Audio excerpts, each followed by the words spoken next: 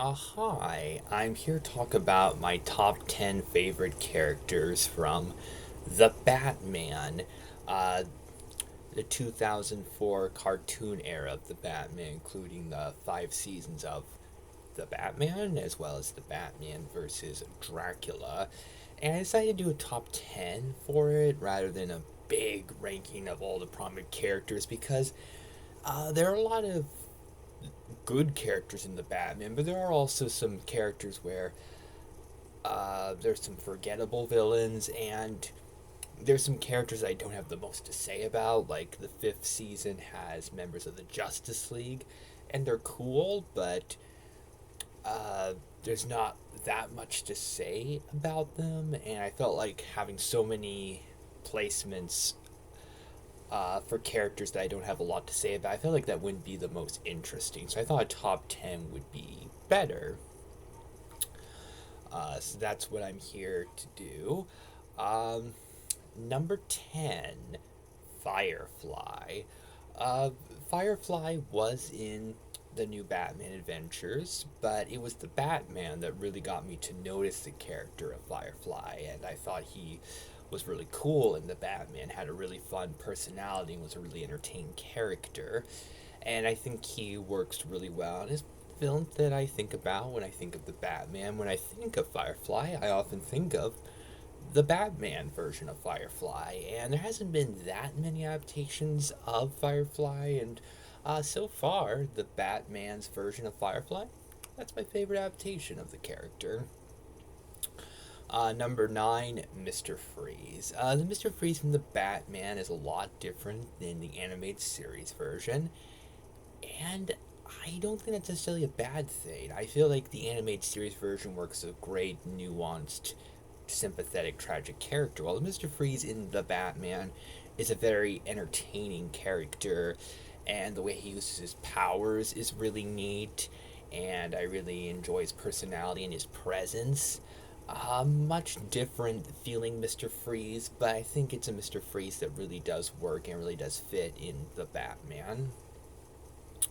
Number 8. Basically, have the characters that people think of when they think of Halloween. Dracula was my favorite, and Batman was my favorite superhero, so having Batman fight Dracula in a film, that was a very cool idea, and it led to a really cool film. And Dracula in the Batman versus Dracula is legitimately menacing and intimidating, has a really cool, memorable presence.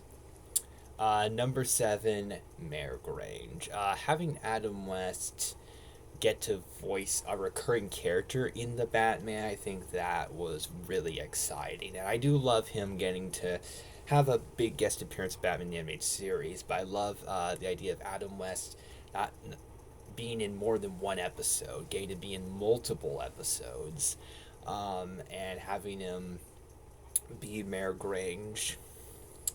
I'm not sure if it's a Family Guy reference in addition to being a Batman reference, with him being a mayor and it being a Batman thing, but uh,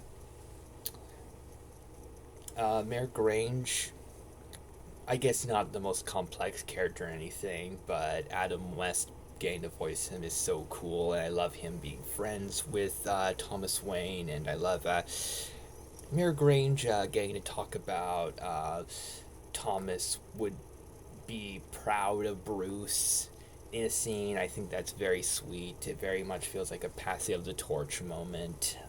Great stuff. 6, Alfred Pennyworth. Alfred is the big character aside from Batman that feels very prominent throughout the show. Alfred is such an important supporting character in so many versions of Batman, and with it taking a long time to get to a lot of important characters like Batgirl, Commissioner Gordon, and Robin, Alfred just really feels like the big, most prominent, most important person in Bruce Wayne's life in the Batman. And he fits very well in the Batman, has a very good dynamic with Bruce, very likable, good character. 5, Ragdoll. Ragdoll was a villain that I didn't know about. The Batman was my introduction to Ragdoll, and he is hilarious, he is bizarre, he is creepy, he's intimidating, he fits so well and really feels like he has so much potential to be a great Batman villain. I definitely want to see Ragdoll show up in a lot more stuff, and showing up in some Flash stuff I think would be cool. But I feel like Ragdoll, at least what he's like in the Batman, feels like he could be a wonderful, prominent Batman villain. He fits so well. The great mix of creeping me out, but also having so much fun and having a big smile on my face while watching how entertaining he is. He's a lot of fun to have around. Number four, the Penguin. The Batman's version of the Penguin is incredibly entertaining. I love the Penguin getting to be so much in the Batman because I often think of the Penguin as Batman's second archenemy. And Penguin certainly appears in the Batman a lot. He's incredibly entertaining, a little bit less sophisticated and fancy than I'm used to the Penguin being, but still a delight to have around. And episodes where he's the main villain are always fun. He's a very consistently good character in the show. Number three, the Joker. The Batman has a version of the Joker that really works. I love Kevin Michael Richardson's voice for the character. I love Joker's bizarre design in the show. Definitely not what I'm used to a Joker looking like, and not how I would want him to look overall, but I think it works great for the Batman. And he is very intimidating and a lot of fun, and I really enjoy what he brings to the show. Number two, Professor Hugo Strange. It was thanks to the Batman that I got to become a big fan of Hugo Strange. He is amazing in the Batman, a very intimidating villain who's able to be so intimidating without getting to be such a great big physical presence, but a great mastermind that is fascinated by Batman and seems to be more interested in analyzing the villains than actually helping them. There's lots of great nuance to the character. He is fascinating throughout. And I feel like a lot of the most interesting stories and moments come from Hugo Strange. I feel like he helped elevate the quality of the Batman, really proved it was more than just really cool action scenes and stuff like that. There was a lot of good stuff in terms of stories. And then number one, Batman.